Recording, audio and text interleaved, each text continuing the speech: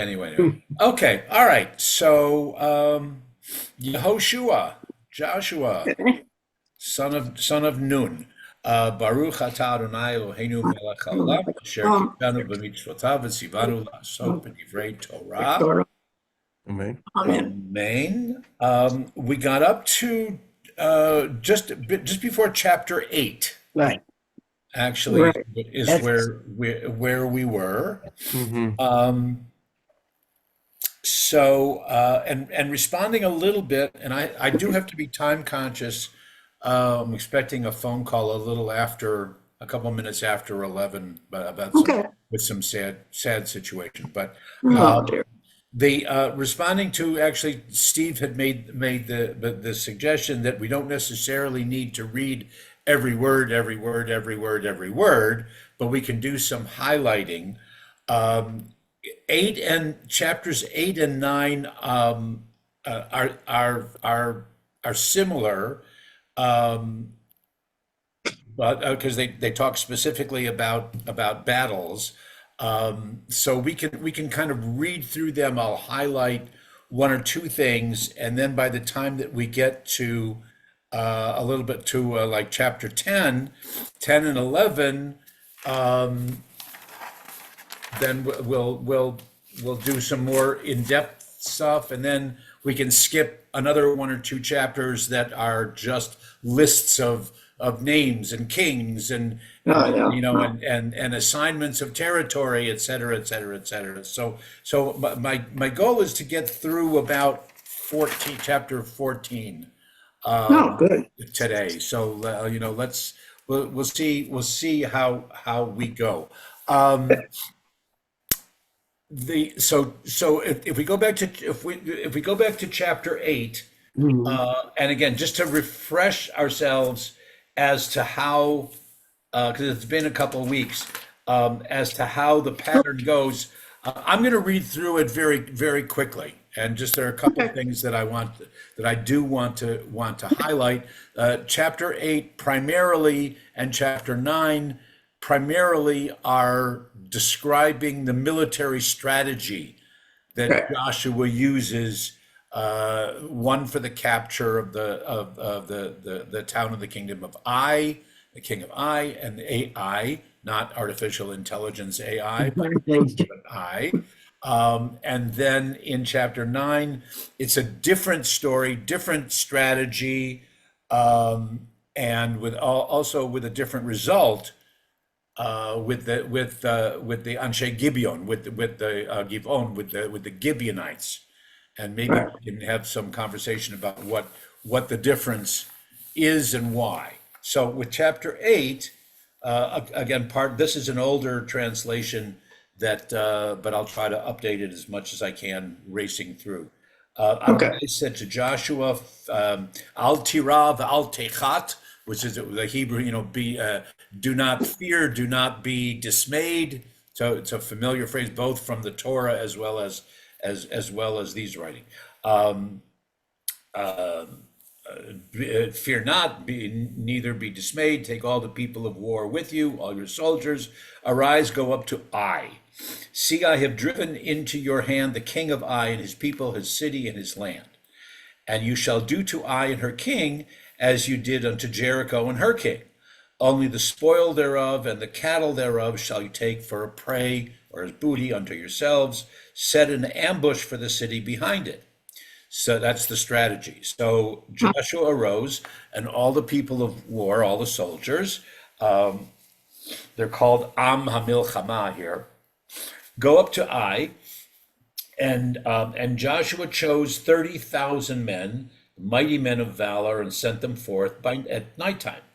He commanded them, saying, "Behold, you shall lie in ambush against the city, behind the city, go on the other side.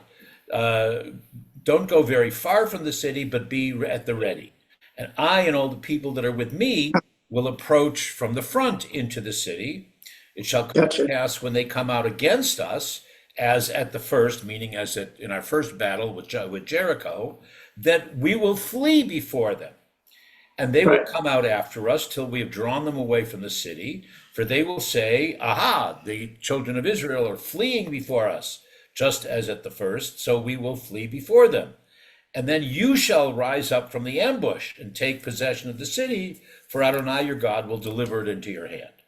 It shall be when you have seized upon the city that you shall set the city on fire.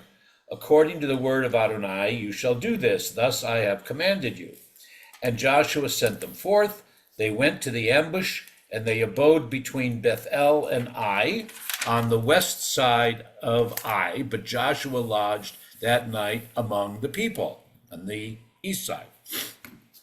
Joshua rose up early in the morning and numbered the people and went up. That's not just, that's just numbered. That's also designated. It's Vaif code.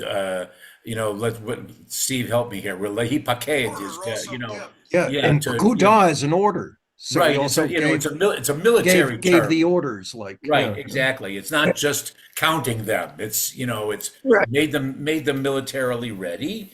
Went up he and the elders of Israel before the people to Ai, and all the people, even the men of war that were with him, went up and drew nigh and came before the city and pitched their tents on the north side of Ai. Now there was a valley between him and Ai. He took about 5,000 men, set them in ambush between Bethel and Ai on the west side of Ai. So the people set themselves in array, even all the host that was on the north of the city, their rear lying in wait on the west of the city. And Joshua went that night into the midst of the valley. It came to pass when the king of Ai saw it, that the men of his city hastened and rose up early and went out against Israel to battle. Meaning the king, he and all his people at the time appointed in front of, or it said at the Arava. The Arava is the Jordan Valley. But he knew not that there was an ambush against him behind the city. Joshua and all Israel made as if they were beaten before them, and they fled by the way of the wilderness. All the people that were in Ai were called together to pursue them. And they pursued after Joshua and were drawn away from the city. There wasn't a single man left in Ai or Bethel that went out, that did not go out after Israel. They left the city open. They pursued after Israel. Adonai said unto Joshua, stretch out, here my translation is javelin, but it's your, stretch out your staff, for toward I will give it into your hand. And Joshua stretched out the staff that was in his hand toward the city, and the ambush then arose quickly out of their place, and they ran as soon as he stretched out his hand, entered into the city, and vanquished it. They hastened and set the city on fire. Obviously, if they were on the whole other side of the city, they wouldn't have been able to see him raise up his staff, but there was some kind of signal that was then passed around, with scouts or whatever, so that the other side of the city, they could see that this was the time to go. And when the men of Ai looked behind them, they saw, and behold, the smoke of the city ascended up to heaven. They had no power to flee this way or that way. The people that fled to the wilderness turned back upon the pursuers. That's Joshua and his people. And when Joshua and all Israel saw that the ambush had taken the city, and that the smoke of the city ascended, then they turned back and slew the men of Ai. That's the ambush team. The ambush came forth out of the city against them, so they were in the midst of Israel, some on this side, some on that side. They smote them so that they let none of them remain or escape. And the king of Ai they took alive, and they brought him to Joshua. It came to pass when Israel had made an end of slaying all the inhabitants of Ai in the field. This part of Joshua is extremely bloody, right? We won't make a G-rated movie out of it. Even in the wilderness where they pursued them, they were all fallen by the edge of the sword until they were consumed. All Israel returned unto Ai and smote it with the edge of the sword. All that fell that day, both men and women, were 12,000, even all the men of Ai. For Joshua drew not back his hand, wherewith he stretched out the stick, javelin, until he had utterly destroyed all the inhabitants of Ai. Only the cattle and the spoil of the city Israel took for prey unto themselves, according to the word of Adonai, which God had commanded Joshua. So Joshua burned Ai and made it a heap forever, even a desolation unto this very day. And the king of Ai he hanged on a tree until the eventide. And at the Oh, going down of the sun, Joshua commanded. They took the body down from the tree, cast it at the entrance of the gate of the city, and raised thereupon a great heap of stones unto this oh, very day.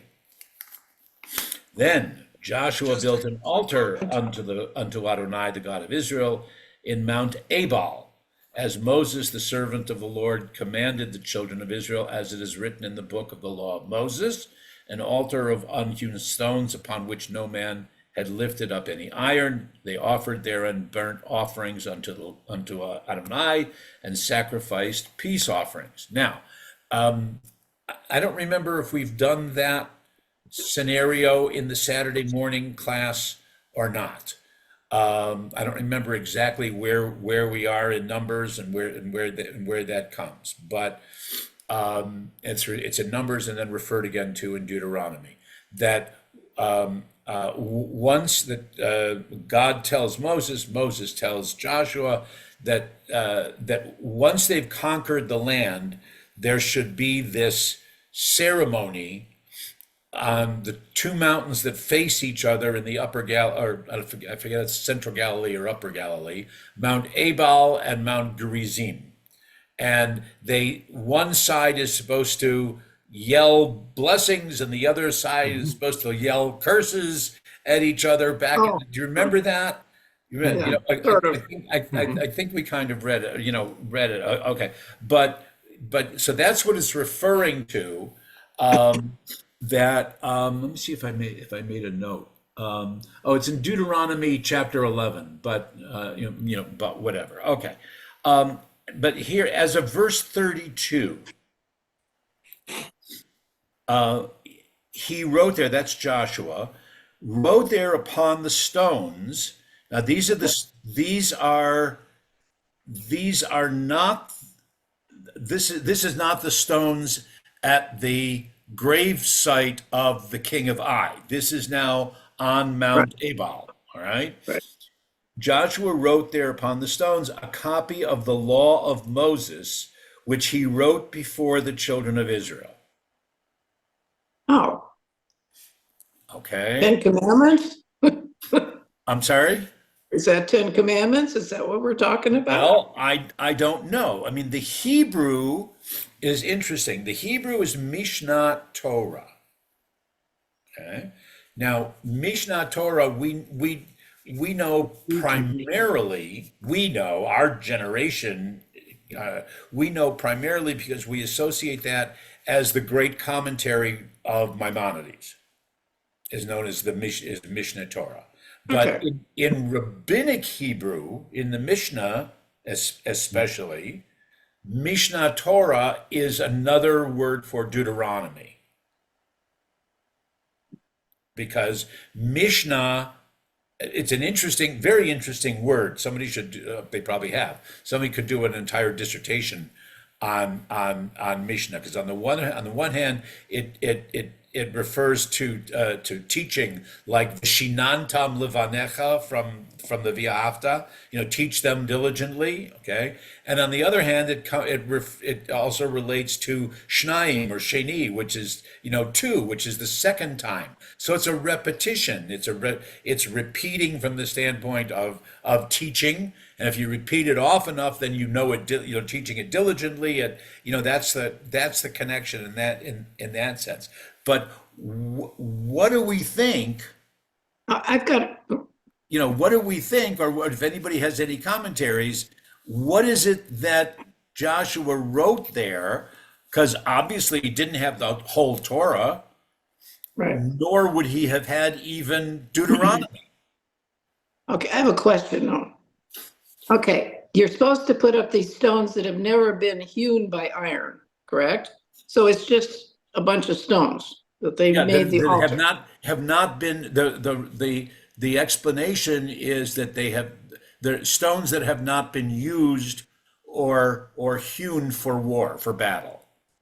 That's the iron thing so they're Oh, natural, as opposed to that they have a okay. certain, it's like people who say So, I'm not gonna use a knife for challah on Shabbat. Okay, so then they say he inscribed a copy of the teaching. So did he actually write it or did he chisel it, with a, you know what I'm saying? Oh, okay, you're Is focusing it written more or on, is it I'm done with a, yeah, inscribed? yeah, right, right. What is that in Hebrew? Inscribed. To written. Okay, so he wrote it. He didn't use a chisel and a hammer and stuff Oh, to. that would indeed, that would be a different verb in the Hebrew. Okay, so he Yeah, actually yeah. wrote it. So he wrote it. I guess he was Okay. literate, which, raises other questions. How many of No, them were actually literate at that time? But yeah, but he wrote there on the stones. okay, the Okay, reason a I'm copy. asking the He wrote there, question, the Mishnah Torah of Moses. right, the reason I have a question about it was because I thought, well, he must have written it, like with ink or whatever, because he wouldn't want to be using iron on those stones. In other words, chiseling the words. Right, But you're exactly. saying it's only if the iron had been used in battle, so I'm not sure if that's, Well, that's I don't know if that's the biblical, but that's the rabbinic of okay, of why a Torah or a Megillah or something that has holiness attached to it, the okay, word of God, it is not supposed to be written, or transmitted with anything that reflects. okay. All right, so he actually wrote on the stones. That's okay. Yeah, and it definitely is a different verb in the Hebrew Okay. than to carve or to chisel. Okay. Thank you. Even though, can I say something here? Sure, Um, sure, sure, sure, sure, sure. even though I guess in the translation I've gotten, I don't know where the translation came from, they do say inscribed Uh-huh. a copy of teaching. So I don't know if maybe to write lichtov is more sort of a general term, as you can it's not really going into specifics of exactly how you did it, but the result is written words in some way that can be perceived. So it could still mean that he kind of chiseled it in there. I'm not sure that the reference, the word is intended to be that specific, because you can't really, I don't know if they were doing a whole lot of writing on stones back then. Right. That's Okay. So, that wouldn't really, that's kind of hard to do. yeah. And it's not very permanent. Right. However, I So, want to say that the Buddhists now, in Tibet, inscribe all kinds of, the uh, chant on stones all over Tibet. I mean, that's a very common thing. So I don't know. well, yeah, okay. So here's what the somebody named Thompson, I'd have to look it up, who's quoted in this commentary that I have here. A careful examination of Deuteronomy and Joshua will lead to the opinion that the law was written upon or in the plaster with which the stone pillars were coated. Okay. Okay. This could easily be done, and such writing was common in ancient times. I have seen numerous specimens of it, certainly more than 2,000 years old, still as distinct as when they were first inscribed in the plaster itself. Oh, okay. Thank you. I don't want to, dwell on this, but I just thought it was kind of No, but it's one of those interesting question. interesting, it's an interesting kind of thing, and Okay. but we wonder, what is it? I mean, like somebody said, I don't know, Gail, if it was you, but somebody said, was it the Ten Commandments, or what is it? Here, here it's Mishnah Torah, and I mean, most obviously, it's a later addition, ADD, a later Yeah. addition to Mhm. to the story. Um, but we wonder, and maybe the next couple of chapters will give us an indication Okay. of what Joshua felt was important to write down and leave as a legacy. But again, the at this point in history, Israelite history, I can't necessarily speak of the other Semitic cultures at the time, but reading literacy was not a major characteristic of the people. Right? There maybe some of the leaders, maybe some of the priests, but Amcha, the people, were not considered able, and yet again, specifically says that this was the law of Moses, or the Torah teaching of Moses, which he wrote for Lifnei Bnei Yisrael, for all the children of Israel. So I read into that the implication that this is something this is something that whether Joshua is doing it on his own, or whether he's copying what Moses had done in a previous generation, or whatever, but he's trying to leave the legacy in one way or another. Okay. And it's actually, Okay. pretty, So going ahead, pretty, all Israel, the elders and the Maybe, officers maybe and the the cliff judges. note. Are you with? So I'm sorry, Ricky was saying something, or you're breaking I up. said maybe starting to say maybe it's the something. maybe it's the cliff notes synopsis. Well, it was Thank you, Ricky. written on the hillside, so it could be cliff notes. Yes, right. I did have one or two comments, if I could. Oh, yes, of course, of course, of course. No, well, one was, considering the question of the literacy, of course, Joshua was not exactly one of Amcha. He was sort of in training with Right. Moses for a Right. while, before And incidentally, actually. we're gonna see that later on in a couple chapters later. We're gonna see the same thing with Joshua's buddy, with Caleb, with okay, all right, go ahead. I'm sorry. So there was another thing, not to get too much into the gory details here, because of course this was an age of absolute warfare, and pretty, there wasn't any, humanity as far as warfare was concerned. And the expression about, the execution of the king of Ai, it says Tala al Eitz, which, the modern translation is hung on a tree, but also as far as Haman's execution, and it was actually probably impalement. Rather than the sort of execution by hanging that we know about, Right. With a rope. It's Although more, coincidentally, we did encounter that last Shabbat morning, with a question of whether so and so was impaled, or the punishment that was threatened was to be impaled or just hung, or whatever, talking about the Pinchas story.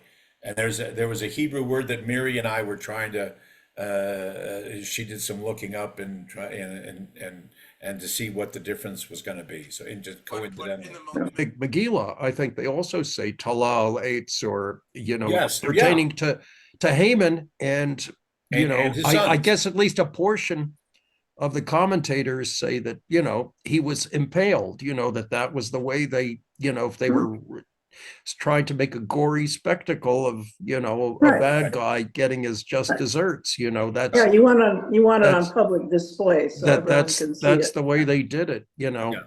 Which was, well, again, in the context in which we were talking about it on Shabbat morning, is it a deterrence as much as it is a punishment? Right. That was the question. Would Well, you, things have not changed at all. I mean, during Right. World War II, the partisans and such were publicly displayed, hanging from lampposts and all kinds of things. So Yeah, same thing, yeah. well, yeah, and lots of Jews too, unfortunately. Yeah, Steve, was there something else that you wanted to add, or was the? No, that was it. Okay, all right. So we're at okay, I'm going to start with 33 again.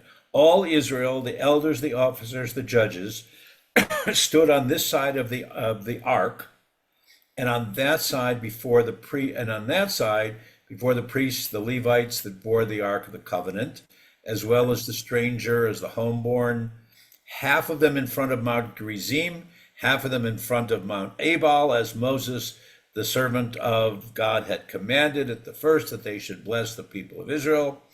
And afterward, Joshua read all the words of the law, the blessing and the curse, according to all that is written in the book of the law. Now, that doesn't mean just, okay, one side says Baruch atah, and the other says Arur atah.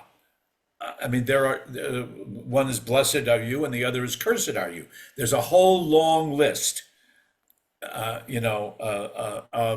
matter of fact, there's in some communities, there's how people will in an Orthodox or whatever community, people will bid on having the privilege of saying an aliyah, and that's how they do their fundraising. We didn't talk right, about this at the board yesterday, Ricky. I'm sorry, but to sell aliyahs, right? Okay, the joke is that when it comes to this portion in the Torah where this ceremony is described, it's called the tochacha, the reproof, the story of reproof, is that nobody ever bids on it.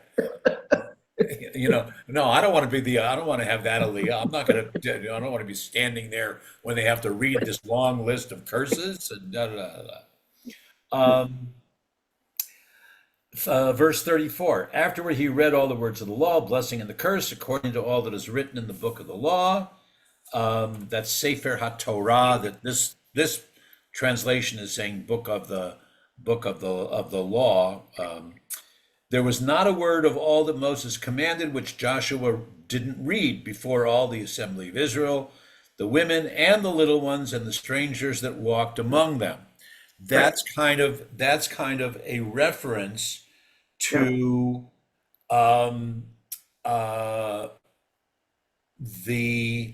some of it might be even in the Torah portion, Steve, that Men's Club is going to have on March 21st in Vayakhel.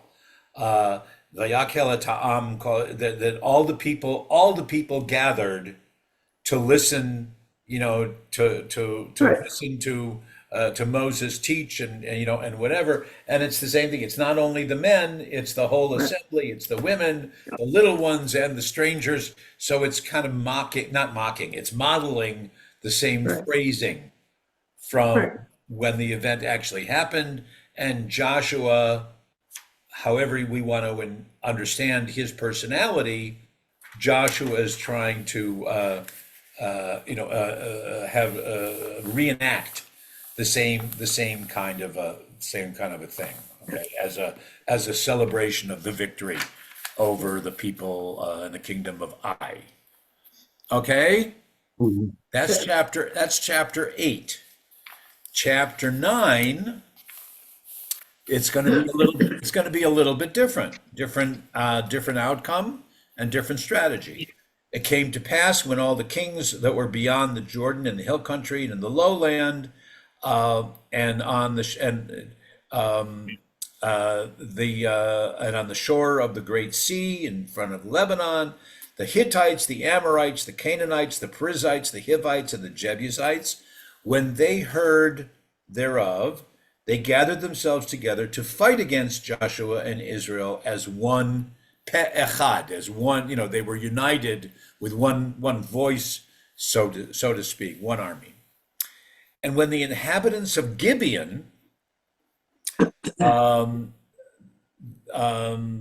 which the commentaries here, larger than Ai, apparently the chief or capital of the area.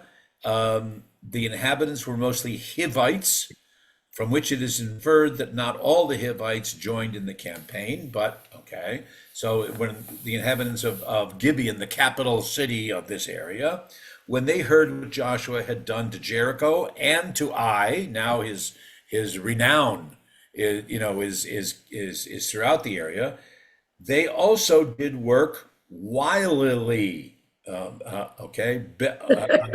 Be'orma, all right?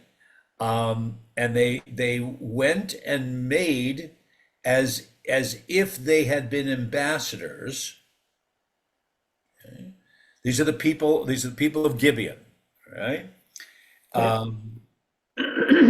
As if they were, envoys or whatever.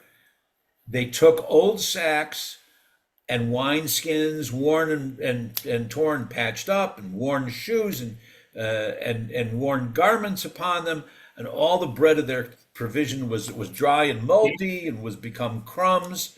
And they went to Joshua unto his camp at Gilgal. We that's where they settled on the west of the Jordan, and that was his military headquarters. And they said to Joshua and to the men of Israel, "We have come from a far country. Make a covenant with us." Okay. And the men of Israel said unto them, This was where is this? 7. Okay. Remember, each Israel, Ulai, perhaps you will, you will dwell among us. How shall we make a covenant with you? Okay. And they said unto Joshua, "We will be your servants." Joshua said unto them, "Who are you? Where have you come from?" They said to him, "From a very far away country, your servants have come, because we've heard of the name of Adonai." Bye. Okay. My wife's leaving for a thing. Okay.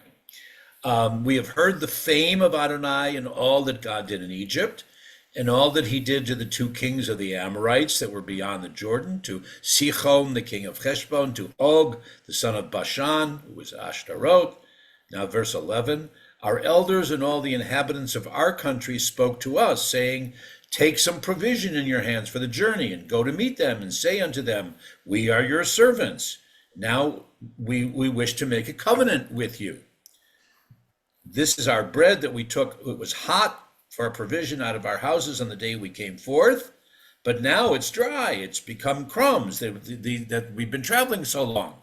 These wineskins which we filled, they were new. Now, behold, they are all torn. Our garments, our shoes are worn by reason of the very long journey." The men took of their provision and asked not counsel at the mouth of the Lord. Okay, the Israelites took some of those provisions to examine them, and Joshua made peace with them. Shalom, v'yichrot lahem brit, and he made a covenant with them to let them live. And the princes of the congregation swore unto them. They swore, peace and well-being. Okay, so rather than coming out like with Ai and with Jericho, these men, at the insistence of their king, came out, and whether it was a subterfuge or whether it was an actual strategy, we have yet to. The first indication was that it was subterfuge, that they came out to make a peace deal. Make a covenant, will be your servants. Okay.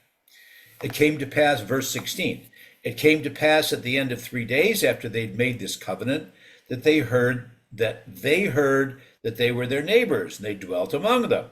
That was they. The first they is the people of Israel. Okay. The children of Israel journeyed and came into their cities on the 3rd day. Now their cities, and here's a list of the cities. The cities were Gibeon, Chephirah, Beerot, and Kiryat Yearim, which is closer to Jerusalem. And the children of Israel smote them not, didn't attack them, because the princes of the congregation had sworn unto them by Adonai, the God of Israel. They affirmed that there was this alliance, there was a peace treaty, Brit Shalom. And all the congregation, all the people murmured against the princes. Why did they make this deal? And da da da da da. But all the princes, the leaders of the people, one from each Nasi. Today we use that word for president, but Nasi is one of the elder, the leader of each tribe. The princes said unto the people, we have sworn by them, or we have sworn to them by Adonai, the God of Israel, so that we will not touch them. Thus we will do to them and let them live, lest God's wrath be upon us because of the oath which we swore to them. The princes said concerning them, let them live. So they became hewers of wood and drawers of water unto all the congregation, as the princes had spoken concerning them. Does that phrase sound familiar? Hewers of wood and Yes. water drawers? Yes, yeah. Okay. Do you remember where we heard it from or where we encounter it? The sort of all-inclusive reference to all the people of Israel being Exactly. redeemed, or Exactly. It's the Torah portion we read on Yom Kippur morning. Right, yeah. Is that all of you are standing here? Okay, those who are here, those who are yet to be born, the children, the strangers in our midst, even the water drawers and the hewers of wood. Okay, it's like a euphemism for slaves, or maybe a certain category of indentured servants. Right. Is that's where that phrase, we know that phrase from. 22, Joshua called for them and he spoke unto them, saying, wherefore, this, pardon again the old translation, wherefore have you beguiled us, saying, we are very far from you when you dwell Got among it. us. Now therefore you are cursed. There shall never fail to be of you bondsmen, both hewers of wood and drawers of water for the house of my God. So Joshua sees through the ruse. Yeah. And they answered Joshua and said, because it was certainly told to us how Adonai your God commanded his servant Moses to give you all this land, to destroy all the inhabitants of the land from before you. Therefore, we were afraid for our lives because of you. And we have done this thing, meaning we have tried to fool you. And now, behold, we are in your hand. As it seems good and right unto you to do unto us, go ahead and do it. So did he unto them, delivered them out of the hand of the children of Israel, that they slew them not. Joshua made them that day the hewers of wood and drawers of water for the congregation, for the people, and for the altar of God unto this day in the place which God should choose. Yeah. Ta-da. Okay. So at least for the time being, it's a different story. Yeah. And the Gibeonites, even though they may have been trying this, to infiltrate, but whether they got away with it or whether it really was a very straightforward, we've heard so much, so we're afraid. We've heard so of your great military victories, and therefore we were supposed to come with bread and with wine, but the distance was so far that the bread has become stale, the wine has has gone bad, et cetera, et cetera, et cetera. Right. Okay. Ultimately, the Gibeonites are punished but not killed, and they're assigned these particular tasks, which still in I guess we can say in the wandering, or in the earlier days before the temple is built in Jerusalem, but they still have jobs that they're appointed to give to the Levites and those who are assigned to take care of the ark. and then ultimately to take care of the Holy of Holies. So apparently, as I say, even unto this day, they still have that assigned job, and that's how they're saved. Okay, Okay. all right. Hmm. We're gonna go to another king. Okay. Now this is Adoni Tzedek, who's the king. Here it's referred to as Jerusalem, Yes. as Jerusalem, but in other texts it's only Shalem. It's only Salem. Oh, that, no. So my Jerusalem, question, Jerusalem is combining Ir Shalem. It comes from the city of Shalem, the city of peace, becomes Jerusalem, Yerushalayim. oh, So okay. here it's Jerusalem, Is this the Yerushalayim, first time, but in other yeah, texts it's is this, just Shalem. is this the first time that Jerusalem has been mentioned? Um, I yeah, don't remember the seeing it original or hearing pronunciation it of the anyplace city, else. I don't know if it's the first. This doesn't say that it's the first. They talk more about the spelling and the origin of the word. Oh, okay. The spelling in this, where it's mentioned right here, is kind of interesting because it leaves out the yud, the Right, second yud. which would So, mean so it's kind of Yerushalem, kind of more right. than Yerushalayim, Yeah, you know. yeah, yeah. And in one of the earlier Semitic texts, it's Uru Shalem, as Okay. opposed to Ir or Yuru. So there, all the Semitic languages are that close. So Okay. you're saying this is not actually the Jerusalem that we know, is that No, correct? it is. It is. It Oh, it just is. it was the city wasn't always known as Jerusalem. Oh, I see, yeah, Yeah, okay, but yeah. it's, as So far, yeah. I So don't this remember, I don't remember any other reference to that I don't. I'd have to look it up as to whether this ever. is actually the first. I don't remember. I don't remember any time in the Torah in the No, five books no. of it being mentioned that way. But on the other hand, there are scholars that say there are others of the books that may have been written before Joshua. Oh, Okay, yes, but so okay, but, in the canon, the way that we encounter it now, right, yes, this probably is the first okay, the first reference. Okay, gotcha, all right. okay. I've got another question. Actually, any significance or any commentary on the name of the king, which is kind of interesting, Adoni Tzedek, Zedek. which is Zedek. literally translated or simply translated, it would be "My Lord is justice," or if Um, there's any sort of commentary midrash on that, or I don't know. I'm sure there is because there's also going. There's Avimelech and there's Melchizedek and and all the others. But Tzedek, I remember hearing that it probably comes from the same again Semitic root, but Tzedek is was also a Semitic, or I think if I'm glancing here quickly, was the name of a Phoenician god. Hmm. Okay, so again, we associate it as justice or righteousness kind of thing. So is this king a Philistine? Is he a Canaanite? Is he, who is he? He's a Jebusite. Oh, Jebusite. Oh, Because okay. the Jebusites were the ones who lived in Salem, if you will. Oh, okay, thank you. Yeah, all right.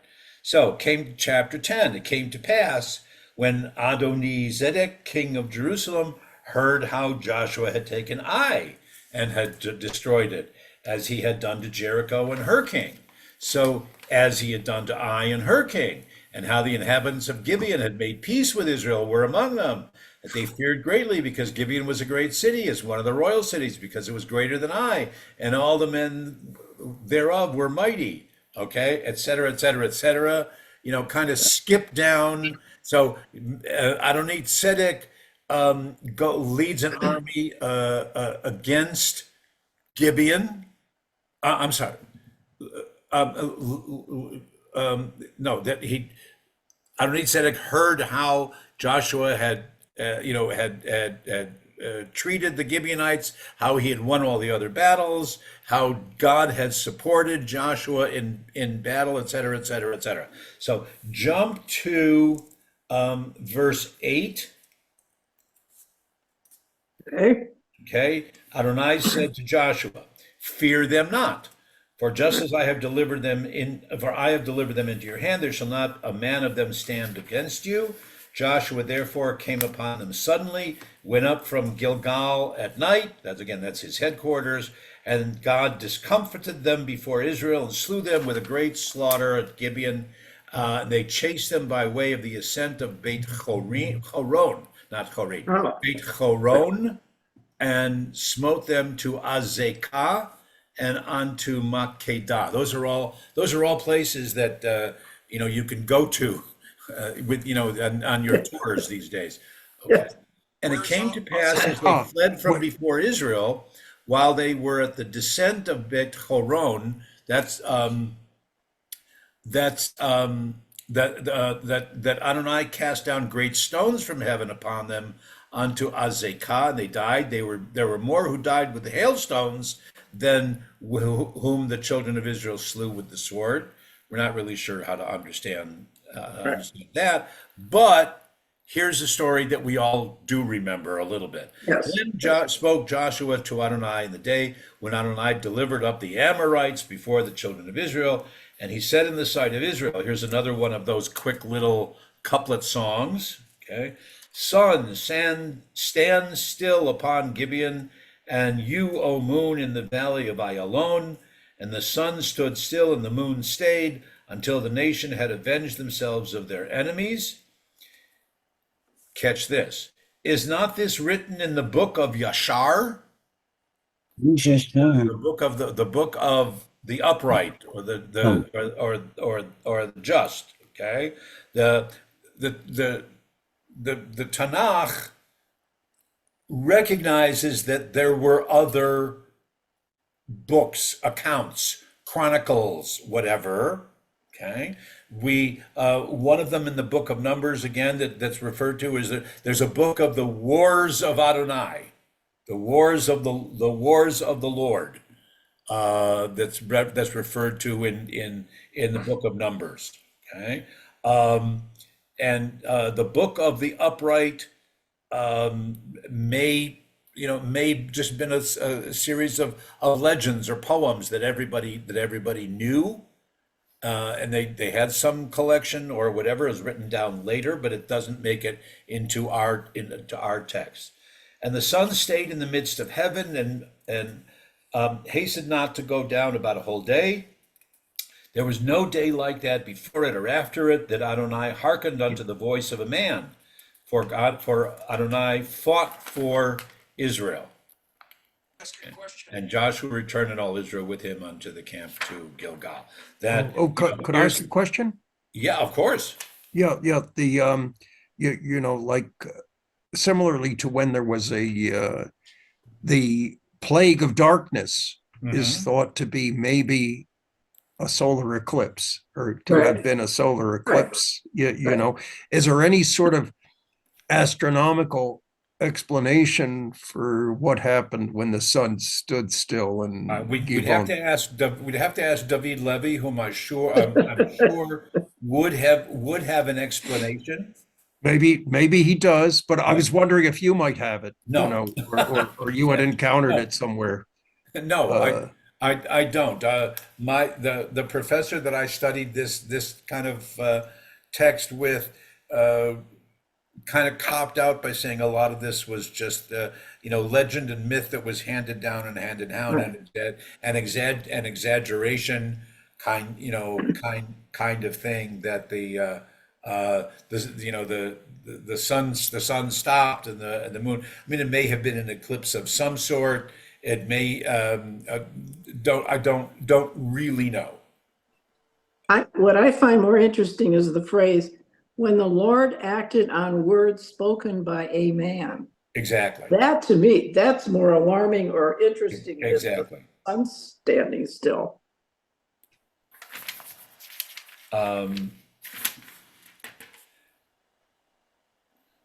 I don't, that's, the recognition that a great miracle, miracle occurred in response to, to God, to Joshua's command, right, to the Joshua commanding God to change or you don't want to say commanding God, Joshua, singing and saying, can we change the natural order,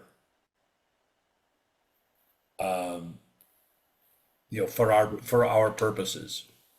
that, I mean, that to me is really more interesting, or that's really a one-off as far as I know. Mm-hmm. I mean, there are times when Moses prays for God Yes, to change his mind, yes, okay?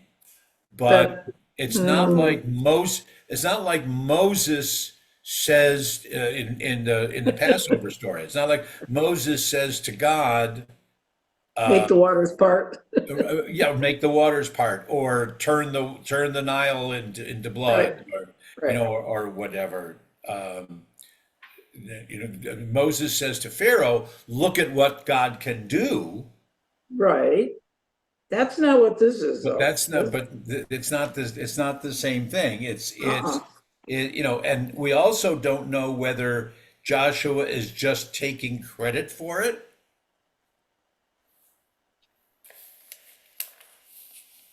Okay. It's a one-off for sure. Uh-huh. I mean, it even says it's a one-off, never before or since. Right. Right. Yeah, But again, Joshua speaks to God no, I get that. right. Da da da da da, and it happens, but the next phrase isn't. The next phrase isn't Joshua said, Todah. Thank you, God.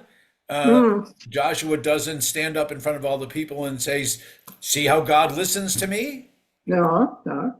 It goes on as if it's somewhat typical or Yep. expected. Hmm. Anyhow, okay.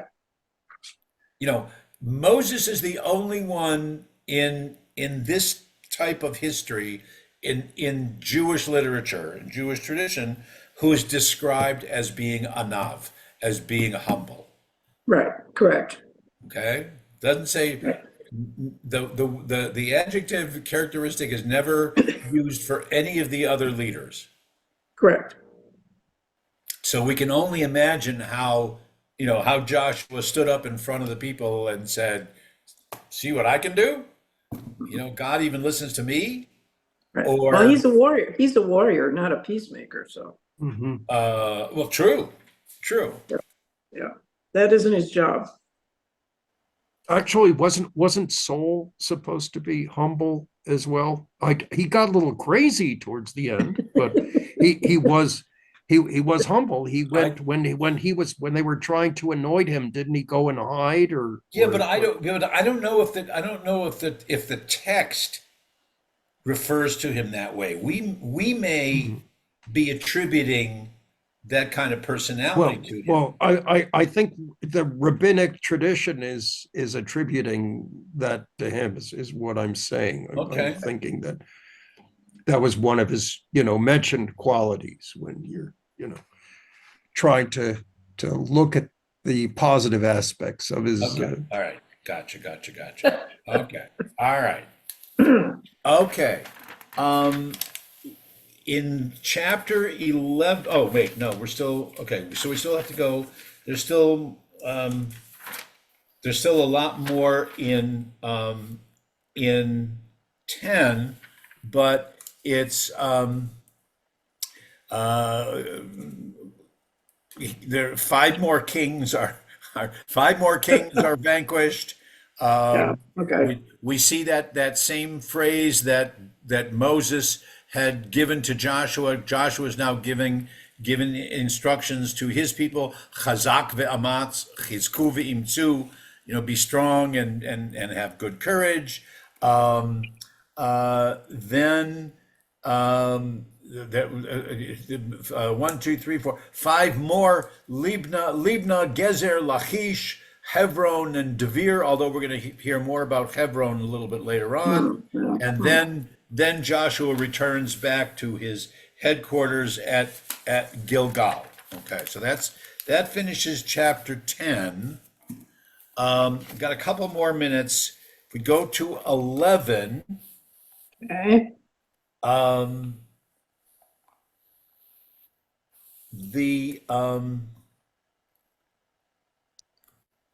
wanted to point out attacks, and the main story takes place at Hatzor, which is, I don't know, those of you that have been to Israel, Hatzor used to be a big archaeological site that everyone could visit. It was right across the road from a kibbutz named Ayelet HaShachar that had a lovely guest house. And we used to stay there and do the tour of Chatzor. It's right on the main road between Tiberias and Kiryat Shmona. And the road has to go around the tell and whatever. Been there. The interesting thing at Joshua encounters the Anakim, as is the Hebrew. Do you remember the Anakim or the Anakites? Well, in modern Hebrew, it would be giants. Yeah, So maybe they were a little bit on the tall side. right. Where is the reference to the Anakim that we encountered? Think Joshua and Caleb. That when the 12 spies, the 12 scouts. Oh, yes, Oh. yes. They refer to them Right. as Anakim. Right. Yeah. They're giants, and we were like grasshoppers. And the yes. 10, the 10 say, "Oh my God, those people are terrible. They'll consume us like grasshoppers. We saw the Anakites. We saw the Bnei Anak there. The Anakim. Well, here's where the Anakim get their just rewards. Oh, okay. Okay. Got it. Yeah. All right. Okay. And then at chapter 11, verse 23, 3. which is the end of the chapter. So Right. Joshua had now conquered. I mean, there's this whole long list of all the Right. all the places, all the cities. Again, you can look at it on a map.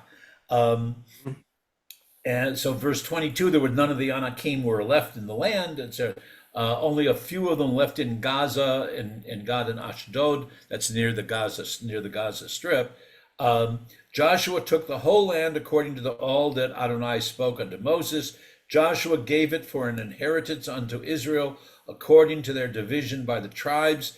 The land then had rest from war, which is a phrase that we will Oh, I like that. see, throughout the rest.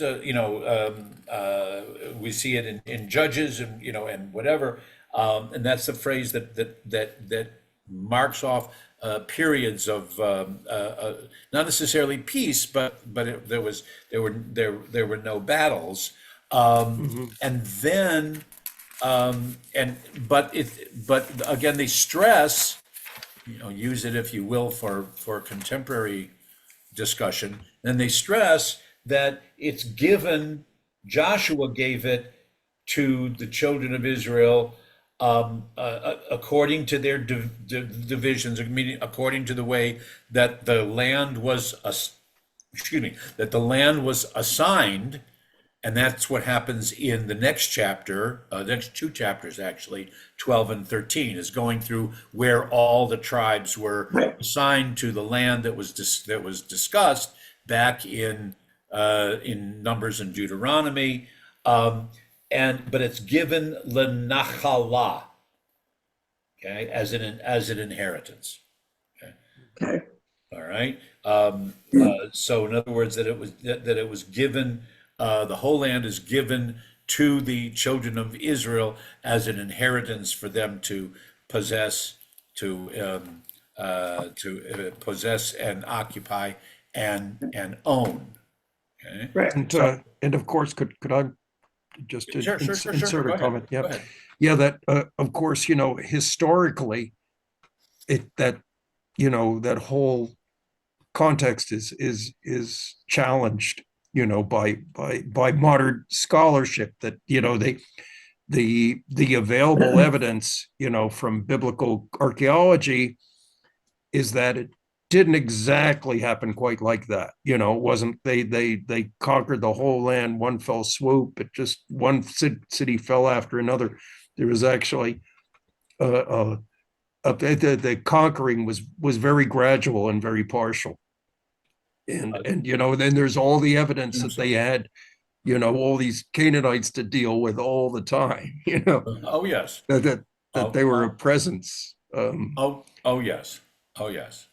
This is more from that book you're reading or had read. Well, correct? and I think and about- also, yes, somewhat, and it's not like a single No, I know. person disputing it. It's No. No. it's biblical scholarship. The prevalent says that this is more like a people has to create sometimes a myth. Right. The That's part what of the Yuri calls history it, is right. is missing. And in telling the stories, Right.